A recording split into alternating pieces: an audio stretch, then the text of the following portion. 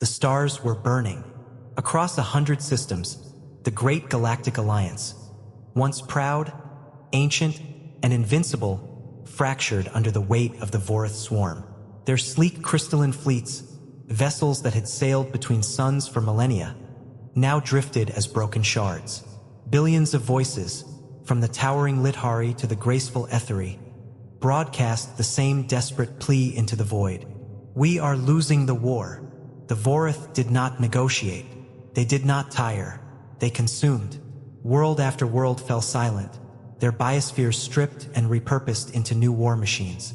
The Alliance's greatest admirals gathered in the shattered halls of the Council Spire on Elisera Prime, their once glowing projections flickering with exhaustion and fear.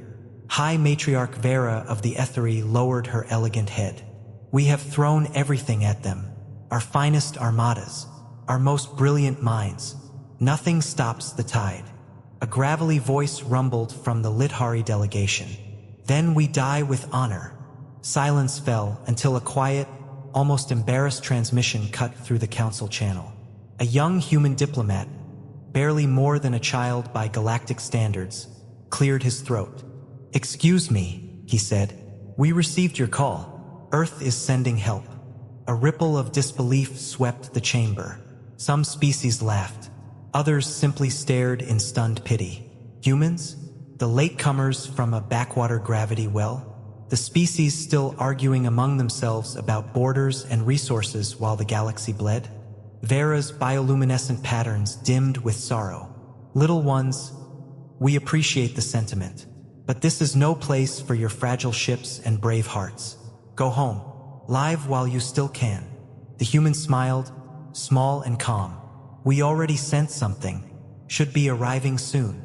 Far beyond the Council sensors, at the edge of the contested Orion Reach, the Vorath Advance Fleet prepared to shatter the last major Alliance bastion. Thousands of their black, living vessels, each grown from the harvested biomass of conquered worlds, formed a devouring crescent. At their center floated the Abyssal Monarch, a planetoid-sized flagship whose tendrils reached across empty space like the fingers of a god. Their overmind broadcast across all frequencies, a voice like grinding continents. "Surrender your worlds. Resistance only feeds us faster." Then something appeared on their sensors. A single contact. One ship.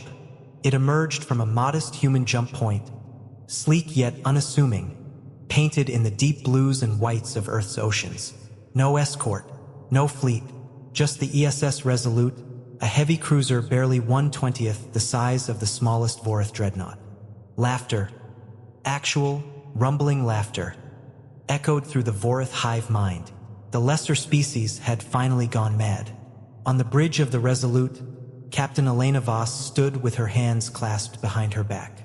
She was 43, gray already threading her dark hair, eyes steady as deep space.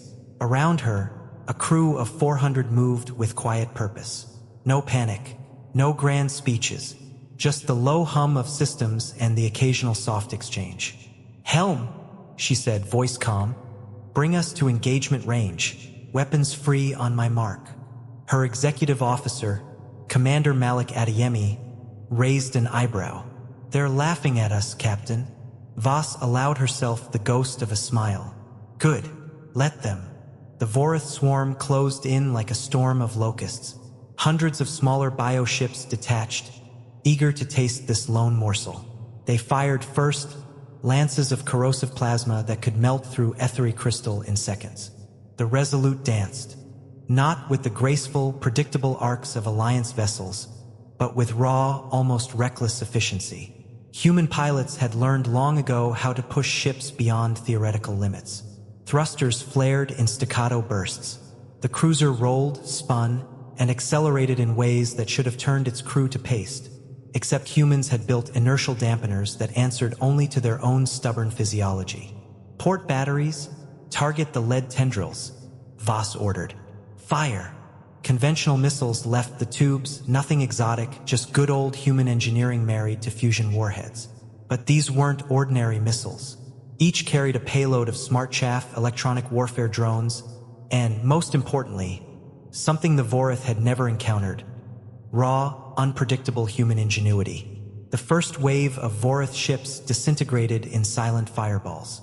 The Overmind paused, recalculating. On the Alliance monitoring channels, High Matriarch Vera watched in disbelief as telemetry flooded in. One ship, how? The Resolute plunged deeper into the swarm. Damage reports began to stack. Hull breaches on decks 7 and 12. Shield generators straining. Yet Captain Voss never raised her voice. "Lieutenant Park," she said to the tactical officer. "Initiate Protocol Echo." A young Korean woman at the console grinned fiercely. "With pleasure, ma'am." What followed was something the galaxy had never seen.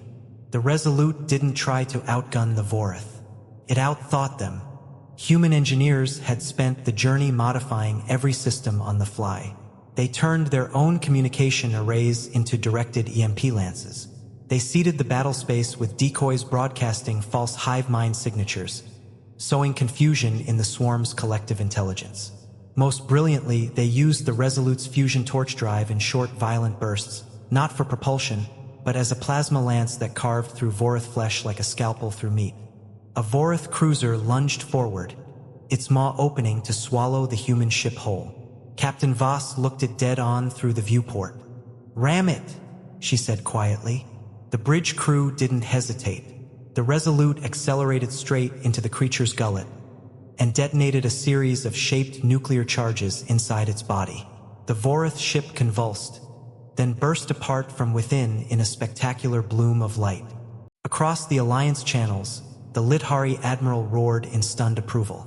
The Etheri Matriarch's patterns flared bright gold with awe. Still, the Abyssal Monarch advanced. Its tendrils lashed out, seizing smaller Alliance ships that had dared join the fray, draining them dry. The Overmind's voice thundered. "One insect cannot stop the tide." Captain Voss finally opened a channel. Her voice, tired but steady, reached every surviving ship in the sector. "We're not here to stop the tide," she said. "We're here to break the dam." The climax came at the heart of the swarm. The Resolute, bleeding atmosphere and limping on secondary thrusters, vectored straight toward the Abyssal Monarch.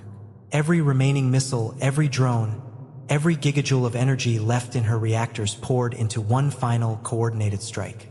Not at the hull, but at the central neural nexus the humans had identified after studying Vorath biology on the way here. They had reverse-engineered the enemy's weaknesses in weeks. The strike hit true. A chain reaction tore through the planetoid flagship. Tendrils spasmed wildly. The Overmind screamed, a sound that echoed across every frequency, a death cry heard by 1,000 species. The swarm faltered. Without its guiding intelligence, the bio-ships began to turn on each other in confusion. Alliance fleets, watching from the edges, surged forward to exploit the chaos. The Resolute drifted now, a battered hero surrounded by the corpses of giants. Her crew, exhausted and wounded, still stood at their posts. High Matriarch Vera's projection appeared on the damaged bridge.